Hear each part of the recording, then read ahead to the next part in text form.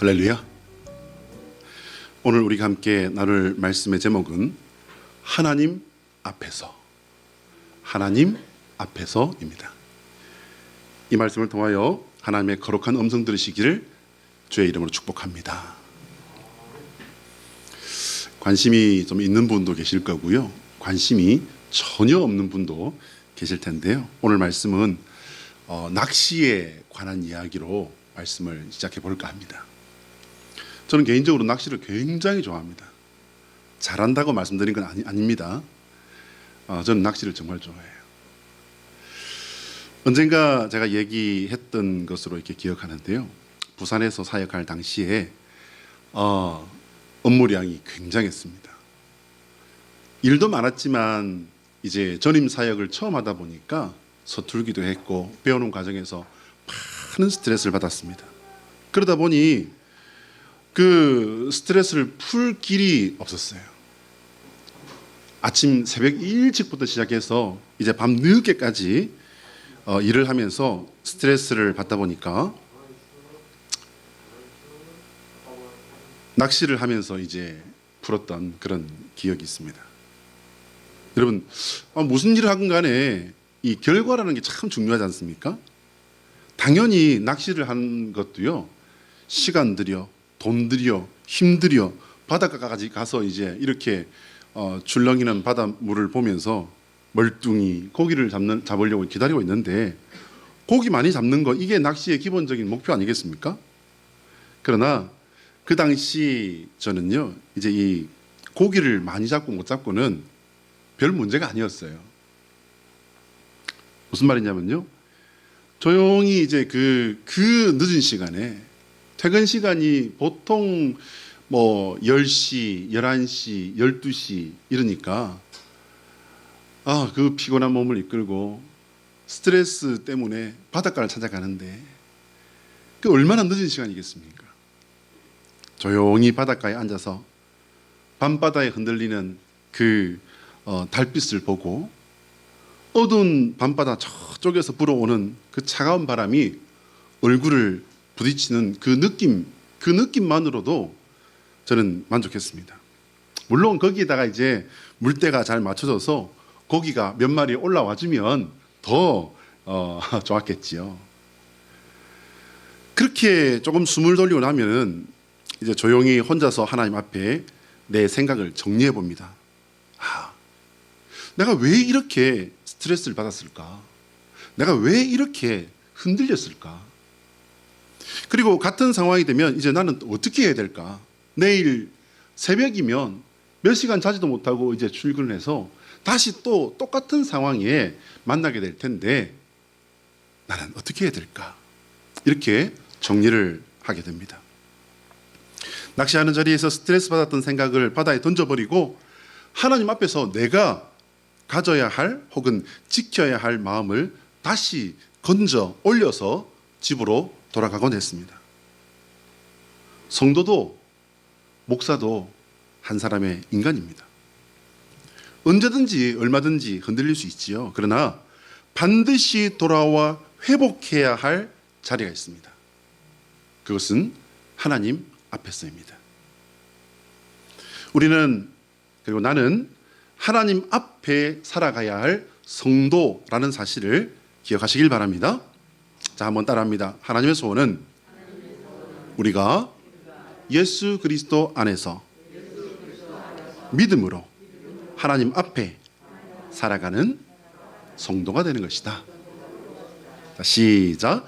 하나님의 소원은 우리가 예수 그리스도 안에서 믿음으로 하나님 앞에 살아가는 성도가 되는 것이다. 성도 되시기를 축복합니다. 신학교에 들어가서 이제 신학 공부하면서 경계해야 될 것들 몇 가지를 배운 것 있습니다. 그 중에서 기복주의에 대해서 선배 목사님들이 이렇게 조심해라 당부하고 경고했던 그런 그 기억이 있습니다. 기복주의가 뭡니까, 여러분? 기복주의는 복 받기 위해 빈다라는 겁니다. 기복주의는 우리가 하나님을 잘 섬기면은 하나님께서 복을 주신다라고 믿는 겁니다. 예, 틀리지 않습니다. 맞습니다. 그러나 그것이 중심이 되고 혹은 제일 목적이 되어서는 안 된다라는 그런 말씀인 거죠.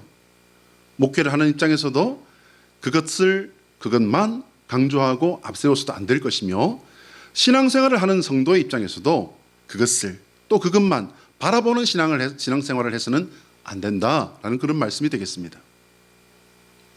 구약의 이스라엘과 하나님과의 그 역사를 읽어보면요, 하나님께서는 하나님을 잘 섬기는 당신의 백성에게 실제로 큰 복을 약속하셨습니다. 그러나 하나님을 배반하거나 혹 잘 섬기지 못하면 벌을 받게 될 것도 분명히 경고하고 말씀하셨지요. 자, 우리 신명기 33장 29절 말씀을 같이 한번 읽어볼까요? 앞에 뜰 텐데요. 흰 글자 시작. 이스라엘이여 너는 행복한 사람이로다. 여호와의 구원을 너같이 얻은 백성이 누구냐? 그는 너를 돕는 방패시요 내 영광의 칼이시로다. 내 대적이 내게 복종하리니 내가 그들의 높은 곳을 밟으리로다. 아멘.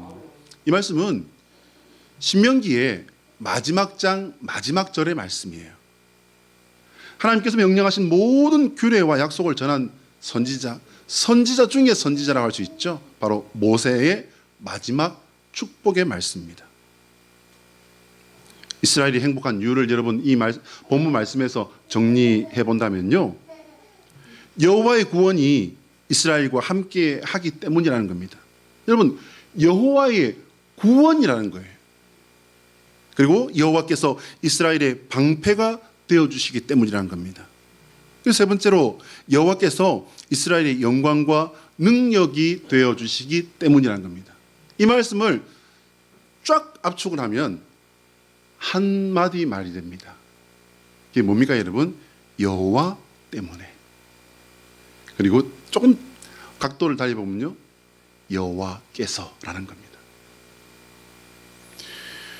이로 인해서 대적이 복종하고 이스라엘의 그 역사가 세상 역사 속에서 주인공이 될 거란 말이에요. 왜요? 여호와 하나님께서 이스라엘의 하나님이 되실 때에 모세와 여호수아의 그 역사, 다윗과 솔로몬의 역사를 읽어보시면요, 이 이스라엘에게 하신 그 약속의 말씀들이 여러분 이루어졌는지 안 이루어졌는지 우리는 너무 잘 알고 있습니다. 만약에 그게 없었다면, 그렇게 증명된 게 없었다면 우리는 이 말씀을 읽거나 묵상하거나 혹은 또 경우에 따라서는 고민해야 할 이유가 전혀 없었겠죠. 모세가 예언하고 축복한 내용의 핵심은요, 복 중에 가장 큰 복이 여호와 하나님이시라는 겁니다. 여호와 하나님께서 나의 하나님이 되신다는 이것이 가장 큰 복이라는 사실을 깨달으시길 바랍니다. 여호와 하나님께서 가장 큰 복 자체이심을 깨달아야 할 줄로 믿습니다. 여호와 하나님을 섬기는 것이 진리를 따르는 일이라는 사실을 또한 깨달으시기 바랍니다. 여호와 하나님을 섬기는 것이 가장 가치 있는 일임을 믿고 진실한 마음으로 신실한 믿음으로 섬기는 성도 되시기를 축복합니다. 이처럼 하나님 안에서 믿음은요, 관계와 행하는 일들에 기쁨과 감사가 넘치게 하는 능력이 있어요. 그래서 그것이 되지 못했던 제가 밤바다에 낚싯대를 이렇게 들여놓고 내가 왜 그게 안 됐을까? 내가 왜 그렇지 못했을까? 이렇게 반성했던 겁니다. 오늘 우리 구절 말씀을 같이 한번 읽어볼까요? 노란 글자 시작. 우리가 우리 하나님 앞에서 너희로 말미암아 모든 기쁨으로 기뻐하니 너희를 위하여 능히 어떠한 감사로 하나님께 보답할까? 질문입니다. 왜 사도 바울은요 모든 기쁨으로 기뻐합니까? 여러분, 이 참 문학적인 그런 표현 기법이라 할 수 있겠는데, 모든 기쁨으로, 여러분 그냥 기뻐한다, 아 정말 니들 보면 아우 뿌듯한 것 같아, 그 정도가 아니에요. 내 마음으로 느낄 수 있는, 내가 표현할 수 있는 모든 기쁨으로 나는 내가 너를 기뻐한다라는 거예요. 근데 여러분, 한 가지 흥미로운 사실은요, 사도 바울의 눈에 데살로니가 교회와 그 교인들이 이처럼 모든 기쁨의 대상이라고 이렇게 이야기를 한 그때에, 그러면 데살로니가 교인들이 그렇게 믿음의 그 열매들을 맺고 아주 훌륭하고 어디에 내놔도 자랑스러울 만한 그런 믿음의 교회와 성도들이었냐? 아니요, 여러분. 어디 내놔도 부끄러운 사람이라면 모를까? 그러지 못했어요. 그들은 여러 가지 혼란스러운 상황에 있었고요. 그리고 아주 어린 초보적인 그런 믿음에 있는 그런 상태였습니다. 당연히 그런 신앙이었으니 제대로 건강할 수가 없었죠. 그런데 이 지도자의 눈에 볼 때 이런 사람들이 여러분 어떻게 이쁠 수가 있겠습니까? 그런데 그 모든 기쁨으로 너희를 기뻐하노라. 바울은 데살로니가의 그 어린 성도들이 감당해야 할 미래의 역사를 바라봤던 거예요. 그래서 단순히 이뻐만 한 것이 아니라요, 긍휼히 여기는 마음이, 그런 생각이 있었던 겁니다. 또한 그런 혹독한 핍박과 박해의 역사를 믿음의 순결을 지키며 승리로 뚫고 나갈 것을 바라보았기 때문에 사도 바울은 그들을 향해 모든 기쁨과 기쁨의 마음으로 기뻐했던 것입니다. 저는 제 아이가 둘이 있습니다. 저 아이들을 이제 낳아서 아이들이 아직 걸음마도 뛰지 못했을 때 밤낮이 바뀌어서 밤마다 울고 보채는 아이를 안고서 이제 저희 모친이, 제 아내가, 제가 이렇게 안고 돌다 보면 이제 새벽녘이 되어서야 겨우 잠이 드는 그 아이를 이제 안고, 어떤 때는 축복을 하고 어떤 때는 기도를 하고, 또 그리고 어떤 때는 이 아이가 당해야 할, 또 살아야 할, 감당해야 할 그 삶의 무게들이 생각날 때는 눈물 지으면서 그 아이를 축복했던 기억이 납니다. 저는 이 바울의 마음이 바로 이런 마음이었다고 생각합니다. 그냥 이쁘게만 한 것이 아니라 그들이 당해야 할 역사가 눈에 보였기 때문에, 그 역사를 이겨내는 그들이 보였기 때문에 사도 바울은 모든 마음으로 그리고 진심으로 기뻐할 수 있었던 것입니다. 여러분, 사도 바울처럼 우리도요, 부족함을 부족함으로만 보지 마시고 승리와 구원의 가능성을 보고 기쁨으로 모든 사람을 대할 수 있는 그런 성숙한 성도 되시기를 축복합니다. 우리 13절 말씀 같이 한번 읽어볼까요? 노란 글자 시작. 너희 마음을 굳건하게 하시고 우리 주 예수께서 그의 모든 성도와 함께 강림하실 때에 하나님 우리 아버지 앞에서 거룩함에 흠이 없게 하시기를 원하노라. 질문입니다. 왜 사도 바울은 흠 없는 거룩함을 당부하는 걸까요? 여러분, 흠 없는 사람 있습니까? 제가 수수께끼 하나 내볼까요, 여러분? 세탁소 사장님이 제일 좋아하는 우리 속담이 한 가지 있어요. 그게 뭘까요? 세탁소 사장님이 제일 좋아하는 우리나라 속담. 그건 바로 뭐냐면요, 털어서 먼지 안 나는 사람은 없다. 죄송합니다. 웃자고 한 말에 여러분은 다 그냥 인상 쓰고 앉아 계시고, 그러면 저도 방법이 없습니다. 여러분, 생각해 보세요. 흠이나 티가 없는 사람이 있을까요? 그런 사람은 존재할 수 없습니다. 그래서 다른 사람을 지적하는 사람이 도리어 문제 있는 사람이다라고 성경도 말씀하고 있는 것이지요. 자신도 흠과 티로 충만한 사람이 다른 사람을 지적한다는 건요, 참 민망한 일입니다. 그래서 목사가 설교를 한다는 자체도요, 굉장한 용기와 여러 가지 부담이 따르는 일이겠죠. 모든 사람은 흠도 많고 실수이건 어떤 잘못이건 간에 티가 많은 것이 모든 인생입니다. 맞는 말입니다. 모든 사람은 죄인입니다. 그래서 로마서 34장 10절로 12절 말씀을 우리 같이 한번 읽어보면요, 다음과 같습니다. 앞에 흰 글자 시작. 기록된 바 의인은 없나니 하나도 없으며 깨닫는 자도 없고 하나님을 찾는 자도 없고 다 치우쳐 함께 무익하게 되고 선을 행하는 자는 없나니 하나도 없도다. 그래서 사도 바울은 하나님께 이제 기도합니다. 이런 사도 바울 자신도 그렇게 고백하지 않습니까? 나는 죄인의 괴수니라. 자신도 죄인의 괴수라고 말합니다, 여러분. 그래서 사도 바울은 하나님께 기도하는데요. 오늘 본문 말씀 데살로니가전서 3장 11절부터 13절까지 말씀이에요. 제가 앞에 표준 세번역 성경으로 이렇게 준비를 해봤거든요. 같이 한번 사도 바울이 어떤 기도를 했는지 읽어봅니다. 시작.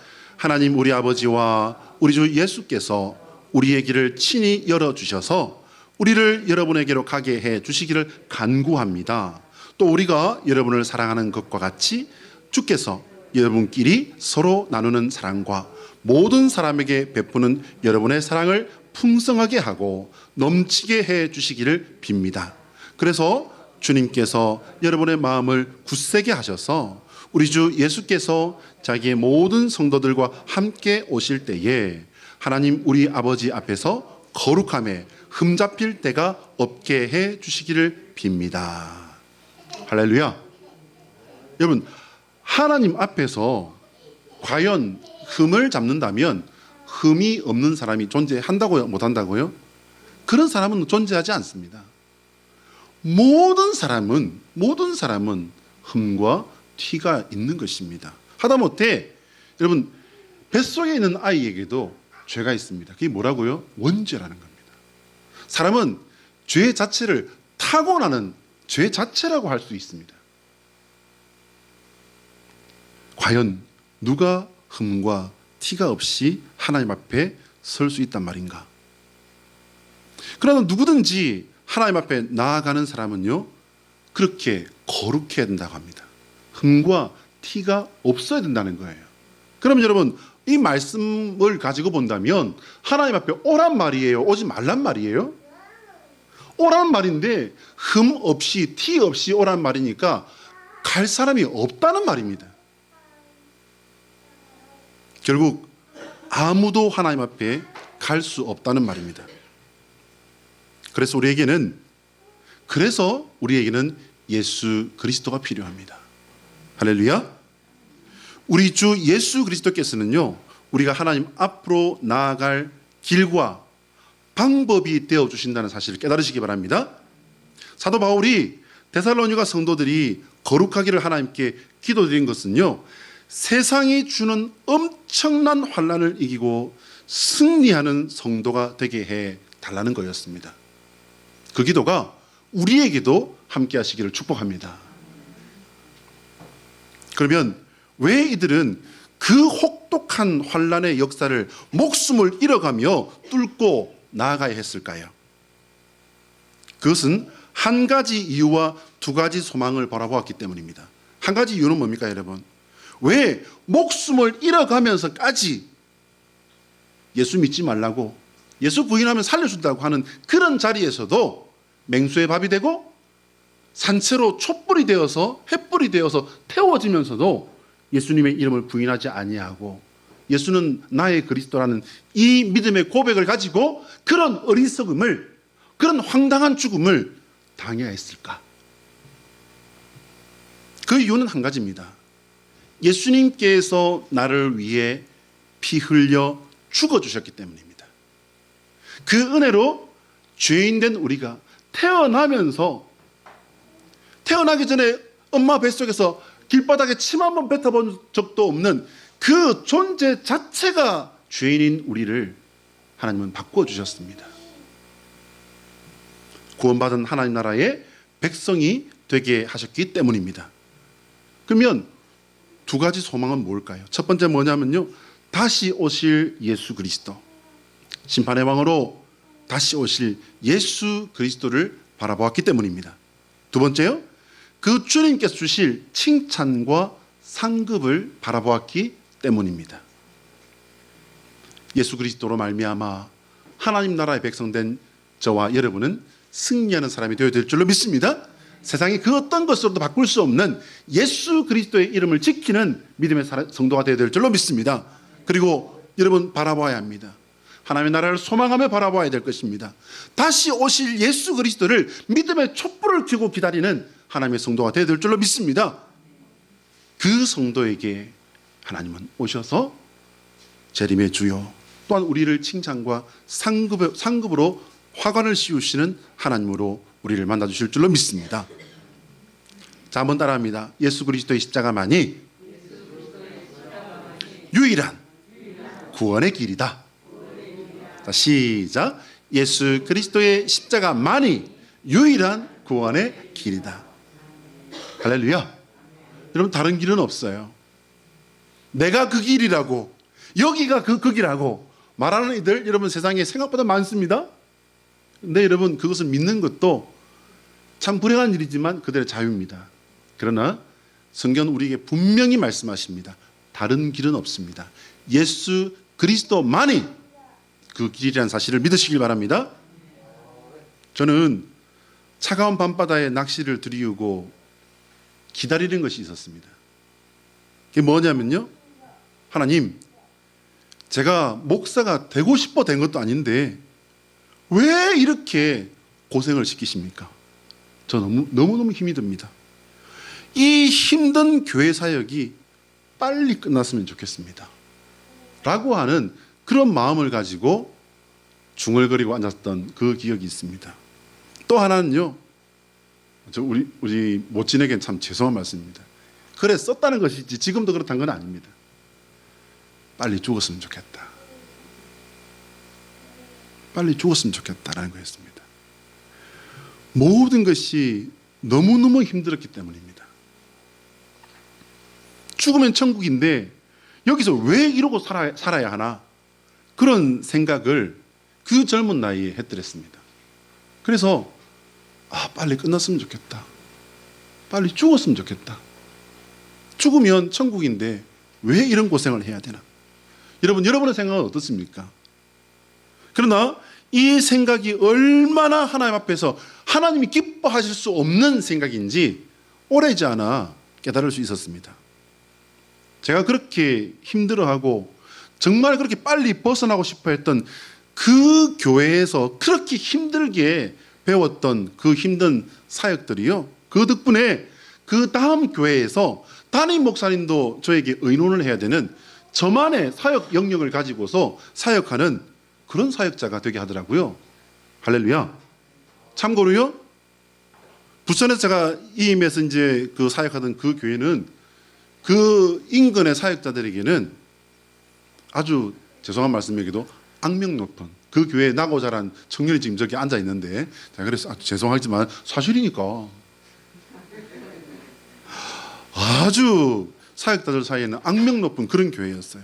일 많기로 유명하고 담임 목사님께서 엄하고 무섭게 그렇게 훈련시키는 교회로 그렇게 유명했습니다. 빨리 나간 사람은 6개월 만에 나간 분도 있는데, 최 목사 거기는 뭐하러 온 거야? 이렇게 말하는 분이 있었어요. 나한테 한번 전화로 다 해보지.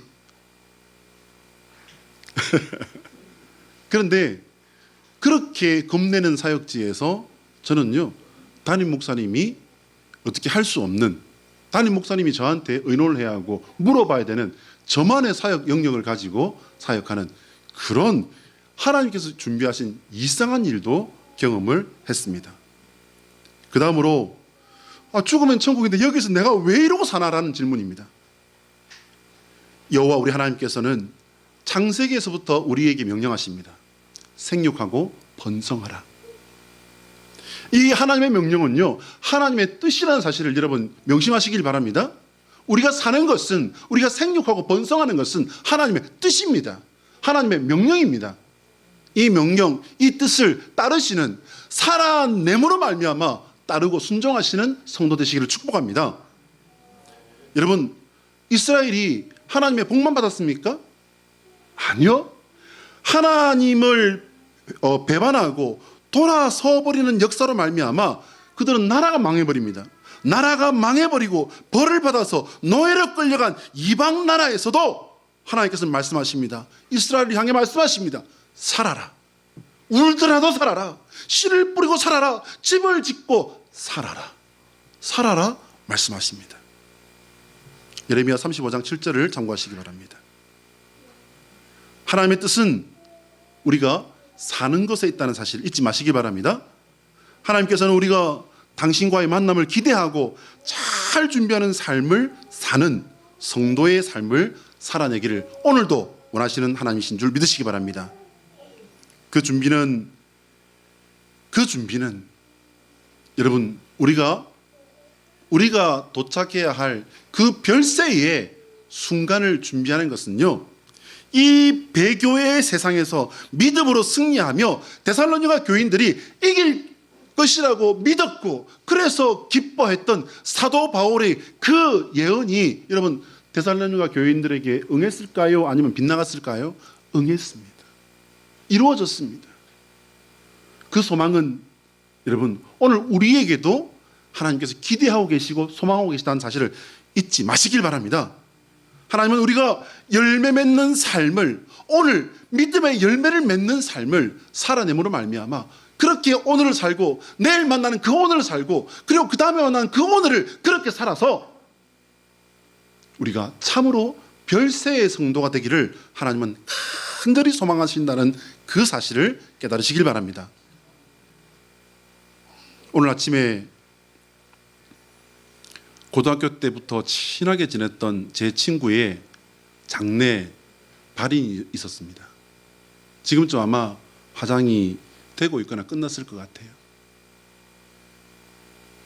그 친구는 정말 누구보다도 열심히 삶을 살았던 친구입니다. 어려서 부모님이 세상을 떠나고 누이 동생과 단 둘이서 정말 많은 고생을 하며 살았던 그런 친구입니다. 금요일 밤에 그 친구가 세상을 떠났다는 전화를 받고 정말 황당해서 어떻게 할 수가 없었습니다. 그리고 이제 혼자서는 왔다 갔다 할 자신이 없어서 작은 아이를 앞세우고 이제 부산으로 달려갔습니다. 5시간 가까이 운전을 해서 이제 장례식장에 도착을 했는데요. 장례식장 문을 딱 열고 들어가는데 친구의 영정사진이 보이는 거예요. 그 친구는 지금 당장이라도 야 문디야 왔나? 새끼 밥 먹었나? 이렇게 지금 당장 물어볼 것 같아요. 제 친구는 항상 그렇게 말했습니다. 그리고 마지막으로 통화했던 자리에서도 야 이 새끼야 얼굴 한번 보자. 그게 제 친구의 마지막 말이었습니다. 정말 기가 막히더라고요. 그 친구는 약 2달 전쯤에 어려서부터 이제 간이 좋지를 않았었는데 오랜 그 지병이 악화되어서 이제 병원에 입원했다고 저한테 이제 전화가 왔어요. 근데 이 친구가 이런저런 이야기를 하다가 원인아 내가 우리 집사람 때문에 미치겠다. 이렇게 이제 시작을 해서 꺼내놓은 이야기가 기가 막히는 이야기였습니다. 그 아내 되는 이가 하나님의 교회 안사홍 정인에 빠진 거예요. 그리고는 그 친구가 벌어오는 모든 돈을 다 거기에 갖다 바쳐버린 거예요. 그 아이가 둘이 있는데 이 아이들이 얼마나 이 삶이 가난하고 또 팍팍했으면 그런 말을 했다고 합니다. 아빠, 우리는 왜 이렇게 가난해요? 여러분 제가 말씀드렸던 바와 같이 이 친구는 정말 열심히 살았고요. 그리고 그 친구 바로 옆에서 같이 있는 친한 친구가 또 하나 있었습니다. 그 친구가 말을 하더라고요. 내가 아는데 얘 돈벌이가 적지 않았다. 그런데 이 녀석 집에는 돈이랑은 없었다. 왜? 그 아내가 다 교회에 갖다 바쳤다. 교회 안 다니는 사람들은 그 교회나 이 교회나 똑같은 교회라고 교회에 갖다 바쳤대요. 그리고는 이제 제 친구가 병상에 들어 누워서 막 웁니다. 정말 곰같이 이렇게 단단한 마음을 가진 그런 친구였는데 문이나 내가 너무 분하고 억울하다. 너무 분하고 억울해서 미쳐버릴 것 같다. 이렇게 이야기를 하면서 엉엉 우는 거예요. 평생 처음 봤어요. 그 친구가 그렇게 우는 거는 처음 봤습니다. 그렇게 전화 너머로 펑펑 울던 친구였습니다. 그 친구가 세상을 떠나므로 참 놀랍더라고요, 여러분. 장례식장에 가서 그 친구가 떠남으로 멈춰 버린 채 덩그러니 남겨진 것들이 제 눈에 삽시간에 순간적으로 들어오더라고요. 남편이 떠나버린 채 홀로 남아있는 아내가 있었고요. 이제 아버지가 잔소리해주고 아버지가 많은 것들을 코치를 해줘야 할 두 아들이 있었습니다. 청년기를 지나서 이제 연애는 어떻게 해야 되며, 그리고 회사 장래 진로 어떻게 해야 될지 이제 정말 깊은 마음으로 아무 사심 없이 말해줄 수 있는 아버지가 떠나버린 채 덩그러니 남겨진 두 아들을 보면서 뭐라고 말을 할 수가 없었습니다.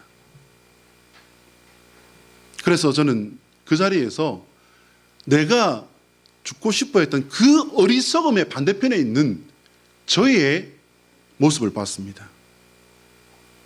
내가 살아야 할 이유, 하나님께서 주신 뜻이 살아라. 울더라도 살아라. 아파도 살아라. 힘들더라도 살아라. 실패해도 살아라. 너는 내 앞에서 나의 백성으로 살아라. 하나님의 이 명령을 받으시고 더욱더 진실하고 더욱더 신실한 하나님의 사람으로 살아내시는 저와 여러분 되시기를 예수 그리스도의 이름으로 축복합니다.